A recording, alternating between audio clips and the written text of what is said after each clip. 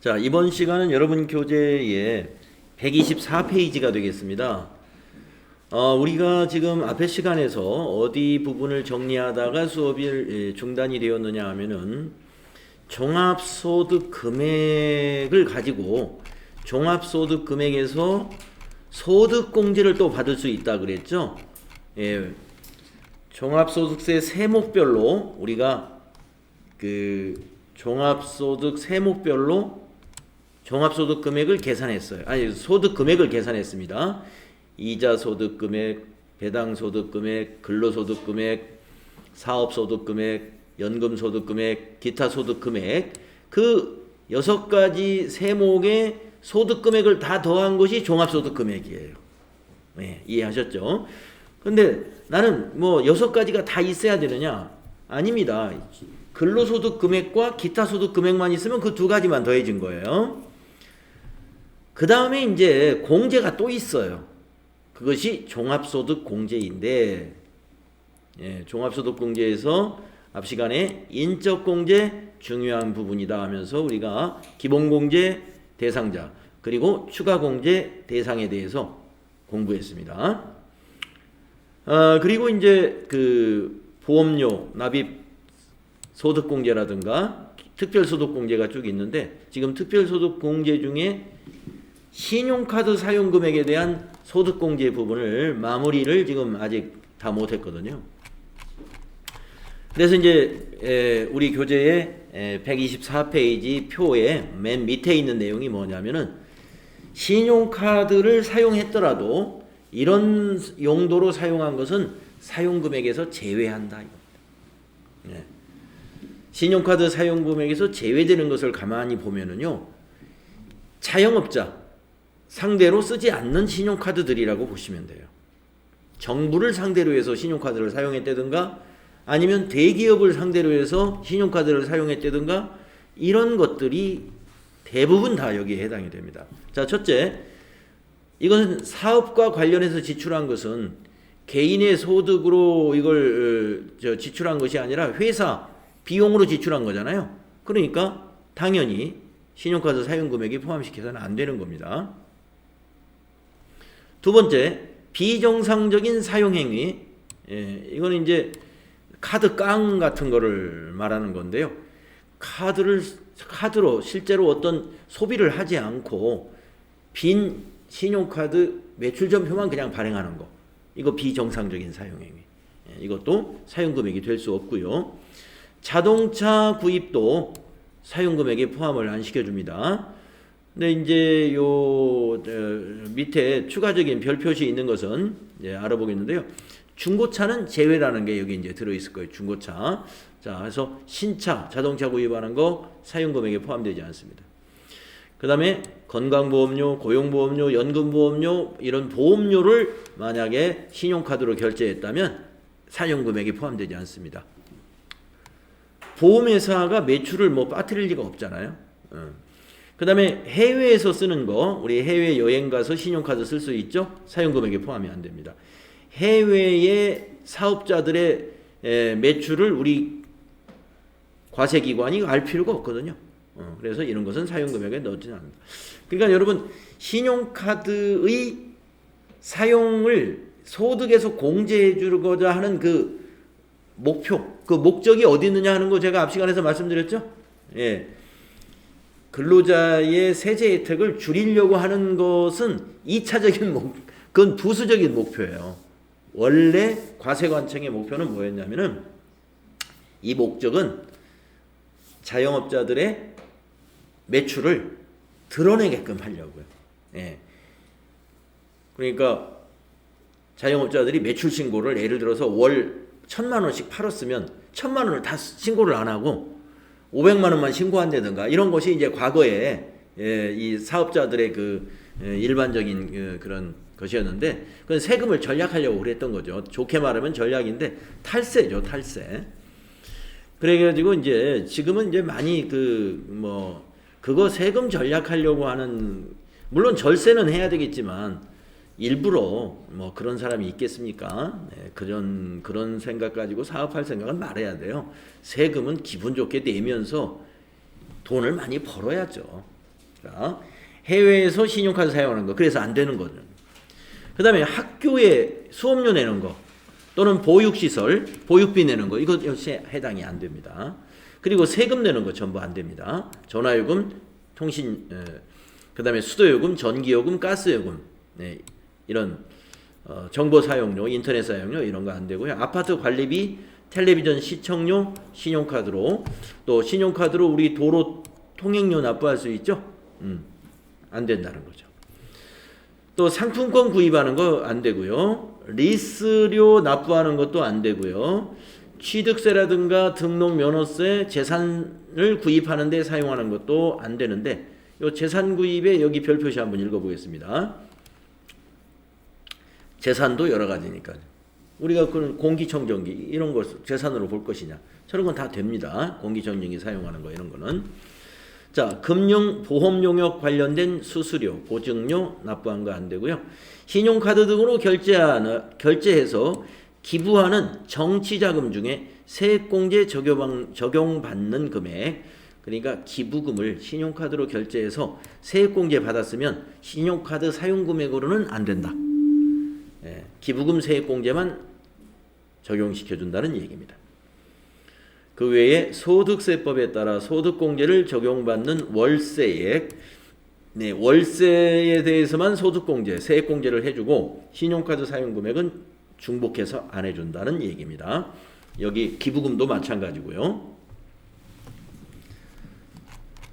그러면은 이제 다음에 또 국가나 지방자치단체 조합에 지급하는 사용료라든가 수수료 이런 대가. 네, 국가를 상대로 신용카드 쓴 거 일체 안 돼요. 자, 그런데 아까 그 자동차에서 신차는 전혀 안 되고요. 중고 자동차의 경우는 10%는 신용카드 사용금액에 포함을 시켜준다라고 했으니까 만약에 중고 자동차 800만 원짜리 중고 자동차를 샀다. 그러면 10% 80만 원을 사용금액으로 포함시켜준다는 얘기가 되겠습니다. 그래서 사용금액에 제외되는 항목은요. 여러분 너무 세부적으로 다 암기하려면 좀 복잡해 보이니까 아까 말씀드린 대로 이 제도의 목적은 자영업자의 매출을 다 신고하도록 유도하려고 하는데 목적이 있기 때문에 정부 또는 이런 무슨 공단, 학교, 또 해외에서 해외 사업자에게 신용카드 지급한 것들, 또 사업과 관련된 거, 리스료, 자동차 구입비 이런 것들이 안 된다고 보시면 됩니다. 세금 납부한 것들. 자, 그래서 신용카드 소득공제까지 또 알아봤습니다. 다음에 이제 기타 소득공제가 더 있습니다. 자, 소득공제가 아직 안 끝났죠? 주택담보 노후연금 이자비용 공제. 그래서 주택을 담보로 노후연금에 대해서 해당 과세기간에 발생한 이자비용이 있다면 이거 소득공제 해줍니다. 또 건강보험료 납부한 전액 건강보험료 앞에서는 이제 고용보험료가 있었는데 건강보험료도 전부 납부한 거 소득공제 해줍니다. 그리고 여기 공제 요건에 근로소득이 있는 이렇게 시작되는 것은 근로자에만 해당이 되는 거고요. 공제 요건에 근로소득자 또는 근로소득이 있는 이렇게 설명되지 않은 것은 근로소득이 없는 다른 종합소득이 있는 사업자, 개인도 공제가 되는 항목이에요. 그러니까 예를 들어서 건강보험료 소득공제다 그러면 근로소득자 본인의 건강보험료, 노인장기 요양보험료, 고용보험료 이렇게 했잖아요. 그러니까 이건 근로소득자에만 적용된다는 거죠. 다음에 이제 주택자금 소득공제 이것도 전부 근로자입니다. 근로자. 그래서 이 근로자 중에서 주택자금에 된 것은 무주택자이거나 아니면 1주택자가 해당이 됩니다.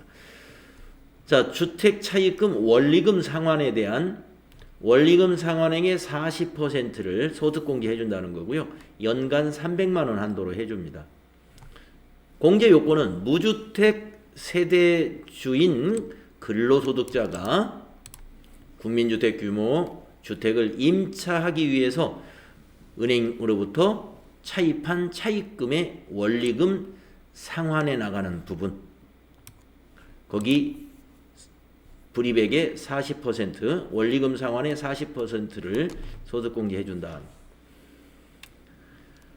그 다음에 무주택 세대, 무주택 세대주로서 총급의 5천만 원 이하인 근로자가 국민주택 규모 주택을 임차하기 위하여 대부업을 경영하지 아니하는 개인으로부터 연 1000분의 16보다 낮은 이자율로 차입한 자금이 아닌 차입금의 원리금 상환액이다. 그러니까 위에 거는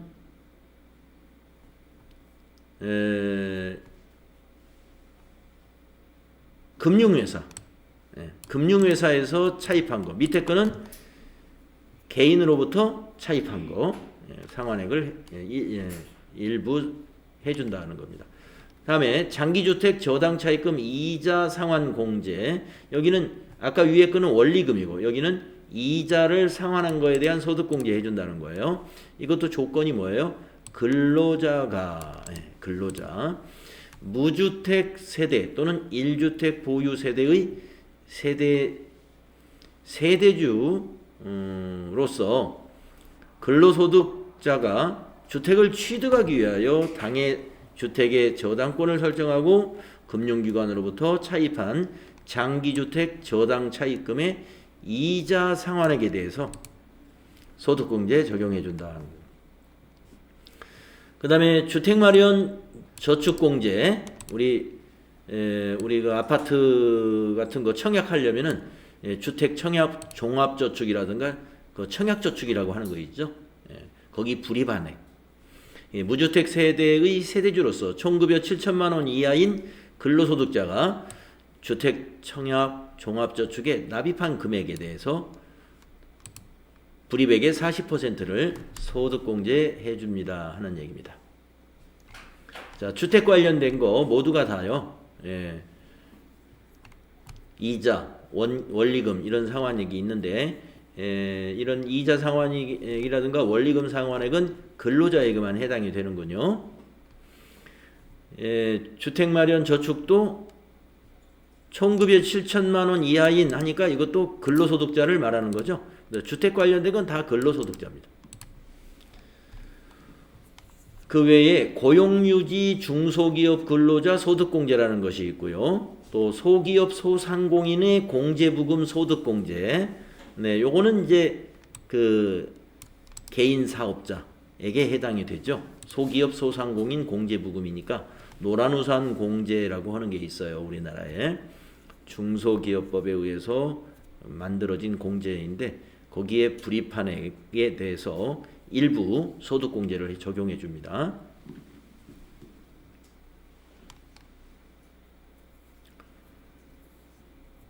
또 우리사주조합 출연금 소득공제가 있다. 그래서 이 기타 소득공제는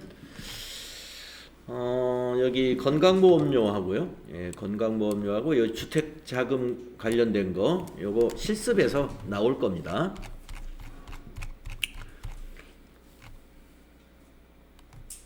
주택자금 소득공제 관련 한도가 이렇게 설정이 되어 있다 하는 건데요. 한도에 대해서는 우리가 그 프로그램에다 입력하면 프로그램에서 자동 체크해주고 이론 시험에서도 한도까지 이렇게 물어보지는 않습니다. 넘어가시면 되고요.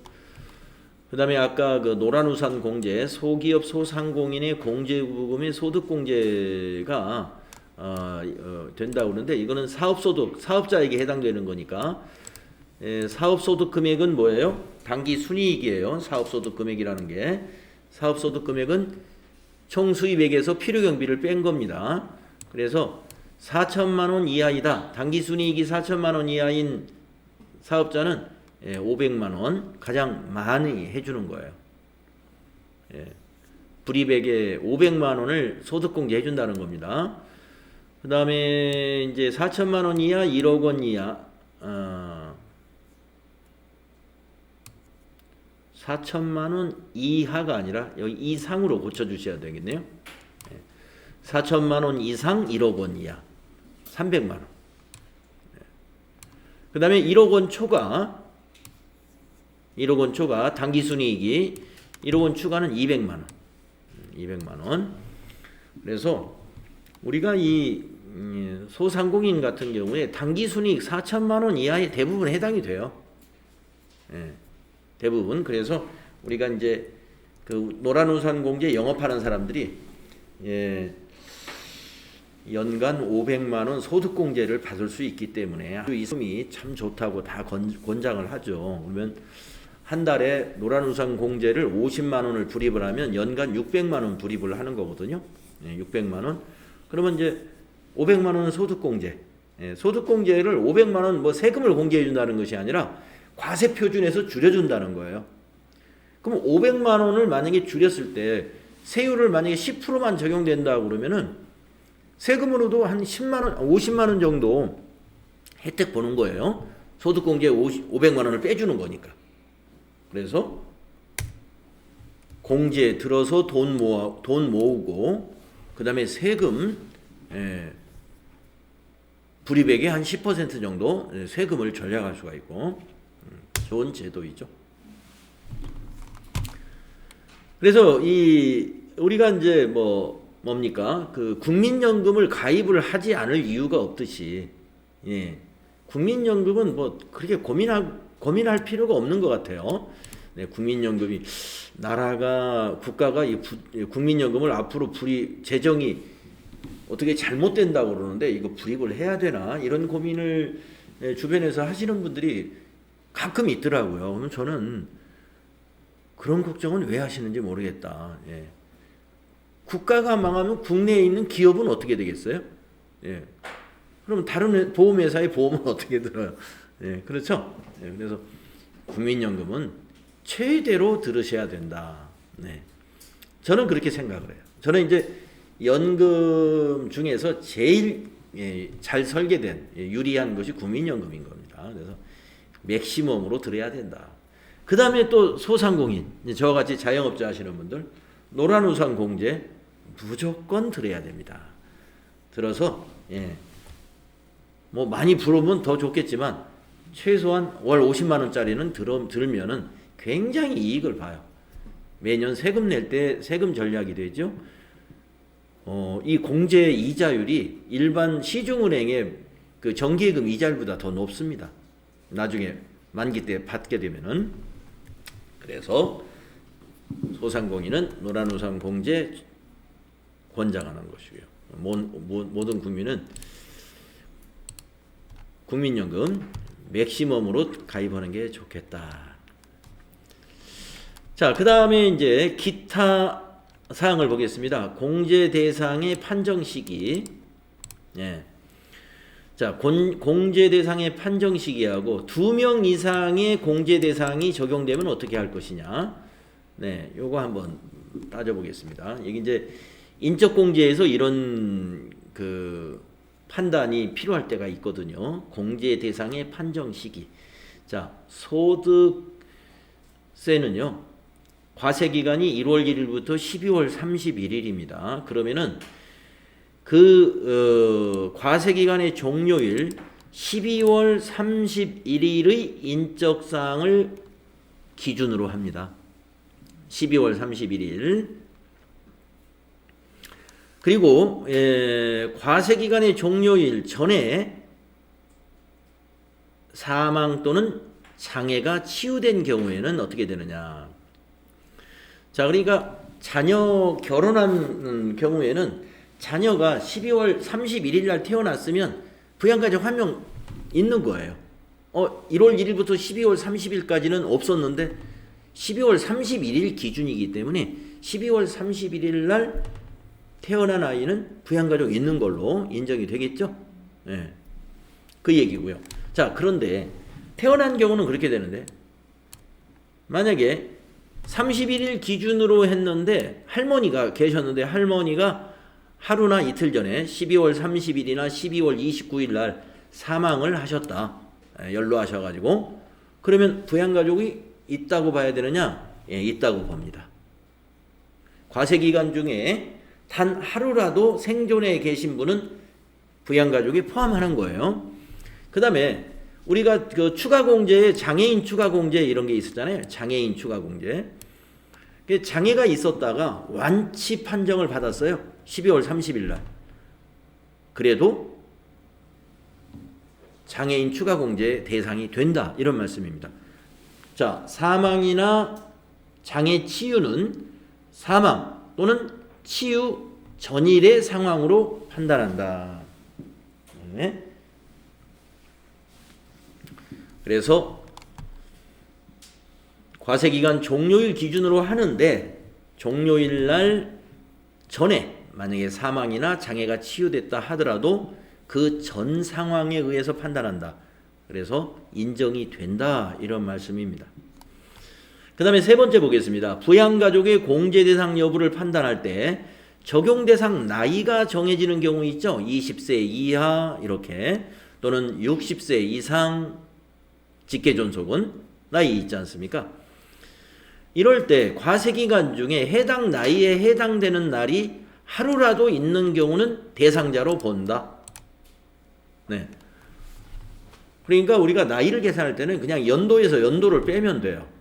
생일이 몇 월 달이냐, 며칠이냐 이런 거 의미가 없습니다. 그러니까 지금이 우리가 2022년도에 연말정산을 할 때 20세 이하이냐 아니냐를 만약에 따진다면은 직계 비속의 경우에 2022에서 20을 빼보면 됩니다. 20세. 그러면 2002년생이 되겠네요. 네. 2002년생까지는 20세가 되는 거예요. 2002년, 2003년, 2004년. 그래서 해당되는 나이에 그 나이에 해당되는 날이 단 하루라도 그 과세기간 내에 있으면 그것은 해당된다. 이런 말씀입니다. 자, 여기서 하나만 판정 시기에서 하나만 여기다 추가하시겠는데요. 이혼이 있죠. 배우자. 예, 이혼은 사망하고 달라요. 예, 이혼은 해당 사항이 없습니다. 제외. 이혼은 제외된다. 그게 무슨 말이냐면은 12월 31일 현재 배우자와 만약에 이 과세기간 동에 단기 과세기간 동안에 이혼한 사실이 있다. 이혼했다 그러면 배우자는 없는 거예요. 예를 들어서 12월 30일 날 과세기간 하루 앞두고 이혼을 했어요. 그래도 없는 겁니다. 이혼은. 아까 사망은 사망 전 상태로 본다고 그랬잖아요. 근데 이혼은 그러지 않아요.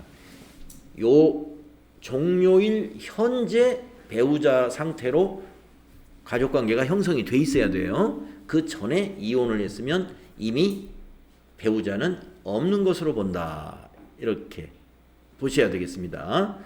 그래서 가끔 그 주민등록표에 배우자가 없어요. 배우자가 없는데 밑에 설명에다가 배우자 땡땡땡은 2022년 8월 20일 날 이혼하였다. 이렇게 써놨단 말이에요. 예, 그건 없는 걸로 보시면 돼요.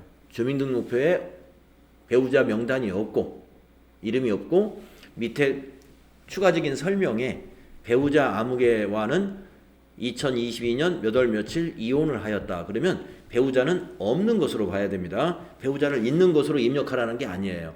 없는 것이다. 왜냐하면 우리가 이혼이라는 건 살아있는 상태잖아요. 그러면은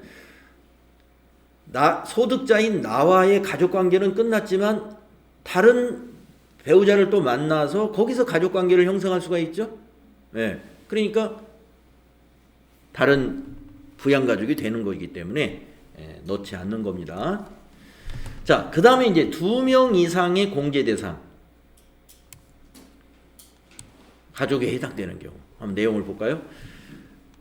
거주자의 공제 대상 가족이 공제 대상 가족이라는 건 부양가족을 말하는 거예요. 그 기본 공제 대상자, 직계 존속 또는 직계 비속 이런 거예요. 동시에 다른 거주자의 공제 대상 가족에 해당되는 경우에는 해당 과세기관의 과세표준 신고서에 기재된 바에 따라 그중 1인의 공제 대상 가족으로 해야 한다 이거예요. 네. 공제 대상 가족이 동시에 다른 거주자의, 그러니까 거주자, 이건 이제 근로자 한 명이라고 봐요. 예. 그 다음에 다른 거주자, 예, 이거는 다른 근로자죠. 자, 직계존속, 부모님을 예를 들면요. 부모님이 60세 이상이고 소득이 없는 부모님이 있다고 보겠습니다. 어머니, 아버지가 60세 이상이면서 소득이 없으면 기본공제 대상자가 되잖아요. 그런데 그 자녀가 근로, 직장을 다니는 자녀가 둘 이상이 만약에 있다면 그 자녀가 다 해당이 되잖아요. 부모님이 자기의 직계존속에 해당이 되죠. 그렇다고 해서 자녀가 2명이나 3명이 부모님을 전부 다 기본공제 대상자로 넣어서는 안 된다 이런 말씀이에요. 한 명만 넣어야 돼요. 그래서 사이좋게 만약에 자녀가 둘이다 그러면 어머니는 둘째가, 아버지는 큰 아들이 둘이다 그러면 이렇게 첫째 둘째가 나눠서 하든지, 아니면은 몰아서 소득 금액이 많은 사람이 부양가족을 넣는 게 더 공제 금액이 더 커요. 그래서 합의해가지고 그렇게 해서 누군가 양보를 해서 하면 되고, 양보해서 안 된다 그러면 내가 공제받은 거 돈으로 돌려주면 돼요. 그러나 두 사람이 같은 해서는 안 돼요. 어머니 아버지를 분리하든지, 아니면 한 사람이 전부 다 하든지 해야 됩니다. 그래서 여기 보면 중복해서는 안 된다 하는 겁니다. 그중 1인의 공제 대상 가족으로 해야 된다. 맞벌이 하는 경우도 마찬가지겠죠. 배우자가 둘이, 남편과 아내가 둘 다 근로소득자예요. 근데 밑에 자녀가 둘이나 셋이 있겠죠. 하나라도. 그러면 자녀에 대해서 직계비속 기본공제 대상 여기 받아야 되는데 둘 다 받을 수는 없어요. 누군가 한 사람이 기본공제 대상자가 되고 한 사람은 포함을 시켜서는 안 된다.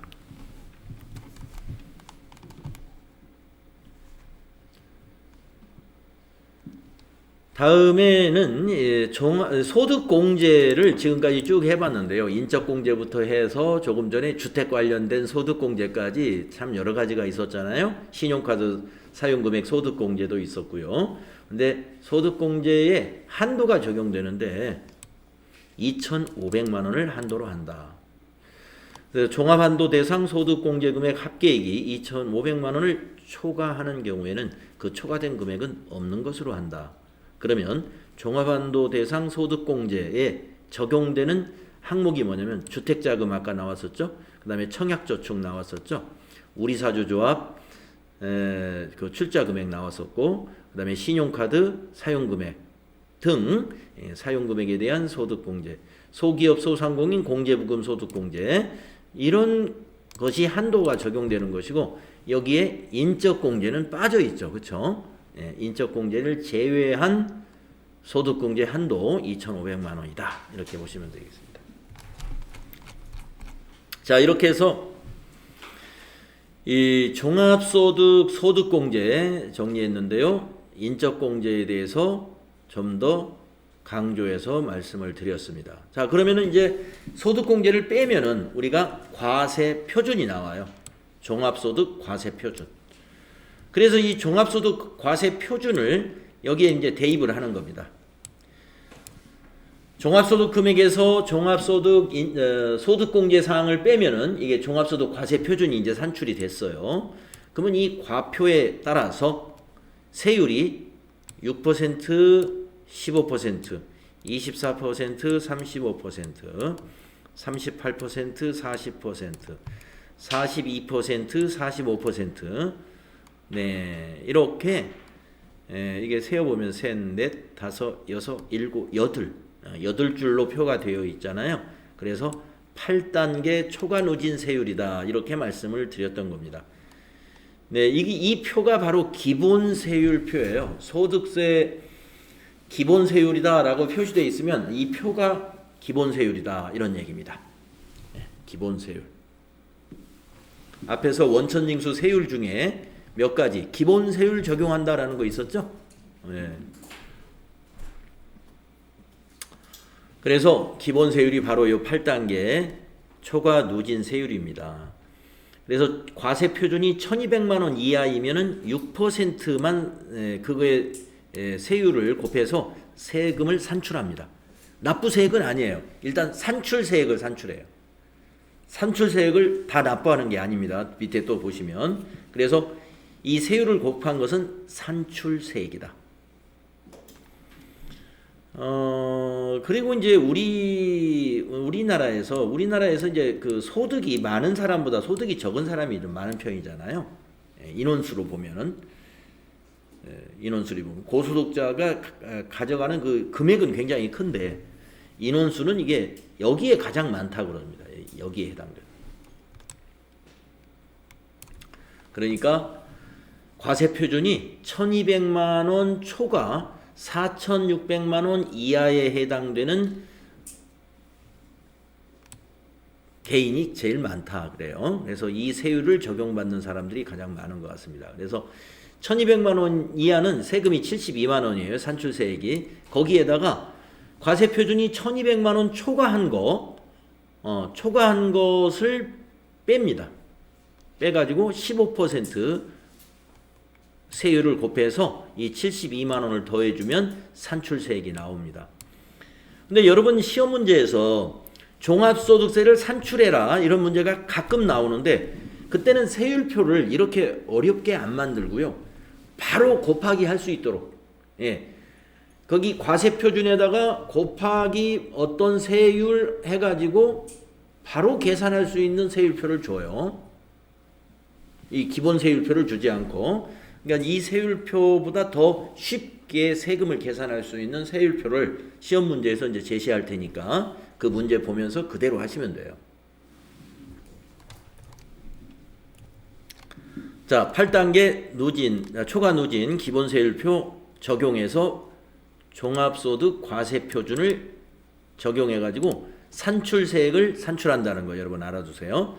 그러면 세액이 산출된 거에서 그게 아까 바로 납부하지 않는다고 그랬죠. 그 금액을. 그래서 뭘 빼주냐면 세금을 다시 공제해 줍니다.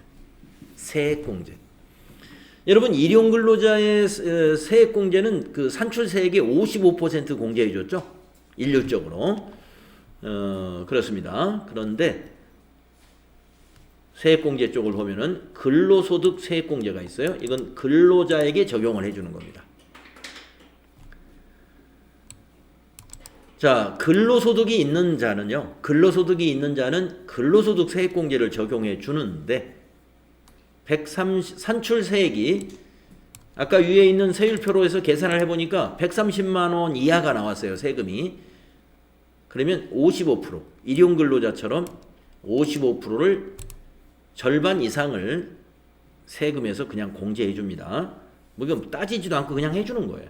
무슨 서류를 제출할 필요 없어요. 바로 공제 들어가는 겁니다. 그 다음에 과세표준이 130만 원을 초과한 근로자에게는 자 130만 원의 55%가 71만 5천 원 나오거든요. 거기에다가 초과된 금액에서 30% 초과된 금액의 30% 그래서 초과된 거에서는 공제율이 조금 떨어지죠. 55%보다 낮게. 이렇게 해서 세금 공제를 또 해줍니다. 여기에도 한도가 있어가지고요. 총급여 3,300만 원 이하의 경우는 74만 원을 한도로 해주고 있고요. 나머지 66만 원, 50만 원 이렇게 한도를 적용하고 있습니다. 자녀의 경우에 세액공제를 적용해 줍니다.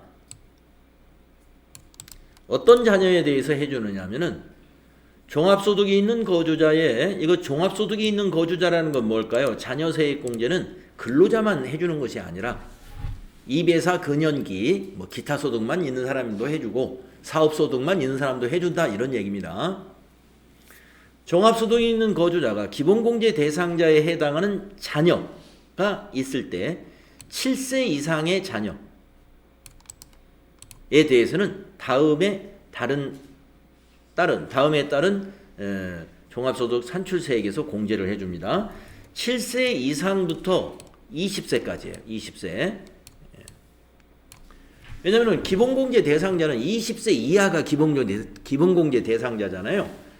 그래서 7세부터 20세인 자녀에 대해서 세액공제를 적용해 줍니다. 그러면 1세부터 6세는 왜 세액공제를 안 해주느냐? 과거에는 다 해줬는데요. 우리나라에서 6세 이하 자녀에 대해서는 양육비를 별도로 주고 있어요. 양육비를 별도로 지급하면서 이 세액공제에서는 제외를 시킨 거예요. 세액공제에 대해서는. 그러니까 6세까지는 양육비 지원이 되니까 월 10만 원인가 그럽니다. 한 자녀에 대해서 월 10만 원씩 보조를 해주고 있거든요. 그래서 이 세액공제가 없어졌다고 보시면 돼요. 그래서 지금은 7세부터 20세까지만 우리가 이제 그 종합소득세 신고할 때, 또 근로자는 연말정산할 때 이걸 적용해 줍니다. 그래서 한 자녀당 15만 원이에요. 다음 표 보시면은 7세부터 20세인 자녀가 한 명이면 15만 원이면 두 명이면 이제 30만 원을 해주겠죠. 15만 원 곱하기 2니까. 그런데 3명부터는 달라요.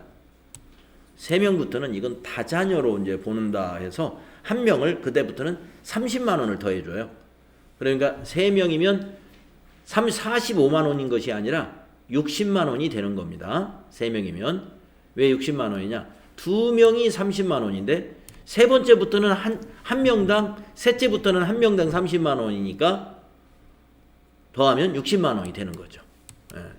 요 답이 60만 원이에요. 60만 원.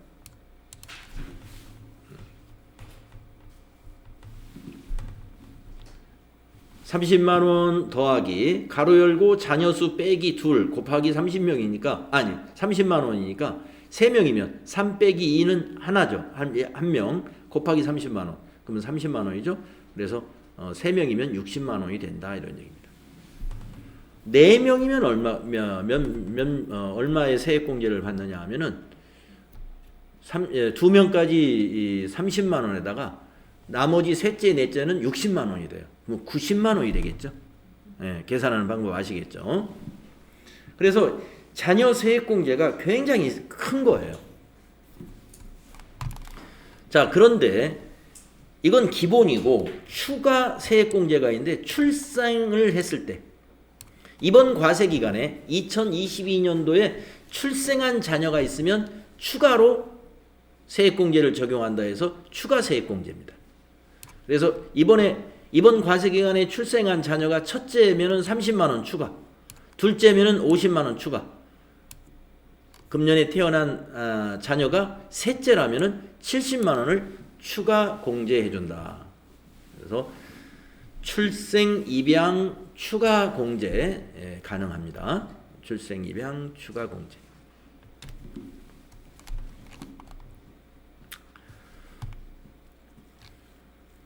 자, 우리 지금 세액공제 지금 살펴보고 있는데요.